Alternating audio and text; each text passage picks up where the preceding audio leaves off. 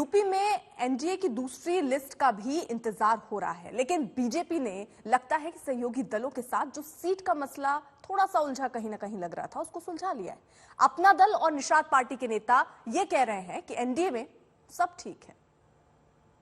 Nishad party, Bharatiya Janata party, हम तीनों मिलकर एनडीए गठबंधन के रूप में पूरे प्रदेश में 403 सीटों पर चुनाव लड़ने जा रहे हैं।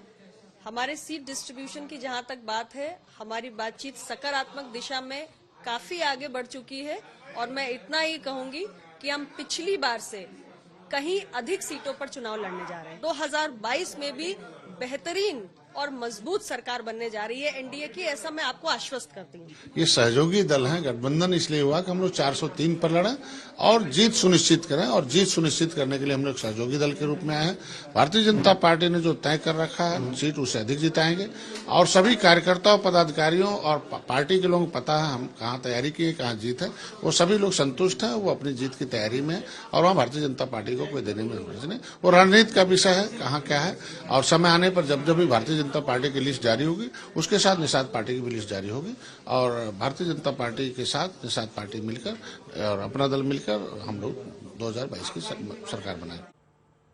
देखिए, बात हो गई बीजेपी की, कांग्रेस की। जरा कांग्रेस, समाजवादी पार्टी की, जरा कांग्रेस की बात करते हैं। कांग्रेस की पोस्टर गर्ल और लड़की हूं लड़ सकती हूं कैंपेन का चेहरा रही प्रियंका मौर्य बीजेपी ज्वाइन करने की तैयारी में है। प्रियंका ने कहा कि कांग्रेस ने उनका इस्तेमाल किया और वो राजनीतिक और सामाजिक न्याय की लड़ाई के लिए बीजेपी का दामन थाम रही हैं। उत्तर प्रदेश में कांग्रेस का एक नारा था, लड़की हूं लड़ सकती हूं, और उसके कैंपेन के जो पोस्टर पे महिला थी वो थी प्रियंका मौर्य। हमारे साथ में है, कांग्रेस में थी लेकिन आज हमें बीजेपी में दिखाई दे रही है। आज बीजेपी में दफ्तर में आना कैसे हुआ आपका?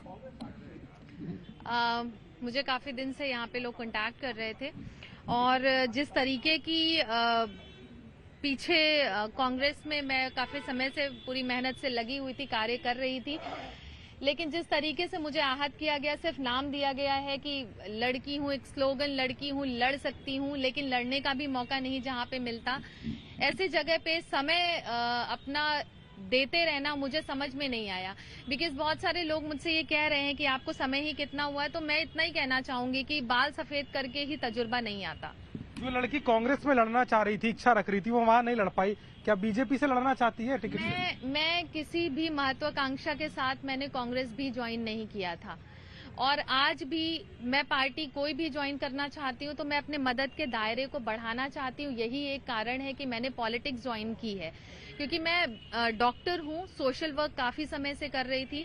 हमारा कार्य ही है सिम्टम्स को पकड़ना, मीठी गोली मीठी बोली से लोगों का इलाज करना।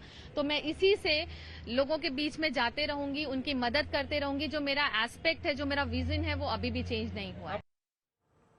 उधर पंजाब में रेत खनन के आरोपियों पर ईडी की छापेमारी पर अब चुनावी मारामारी शुरू हो गई। मुख्यमंत्री चरणजीत सिंह चन्नी के करीबी के घर से 9 करोड़ की ज्यादा नकदी और जेवरात मिले हैं, लेकिन चन्नी कह रहे हैं कि उनके खिलाफ साजिश हो रही है, बदनाम करने की कोशिश हो रही है। कि पंजाब को बदनाम करने की साजिश है। पंजाब दे विच कोशिश कर रही कि जी असी राष्ट्रपति का राज नहीं लगेगा। हुण कोशिश की जा रही है कि साडे बंदियां नूं इलैक्शन ना लड़न दिता जाए, उन्होंने परेशान किया जाए, उन्होंने रिश्तेदारों की कार्रवाइयां करके उन्होंने परेशान करो, नॉमिनेशन ना भरन दो। एक कद तक चलेगा राजनीति दे विच? चरणजीत सिंह चन्नी साहब आम आदमी नहीं, बेईमान आदमी है।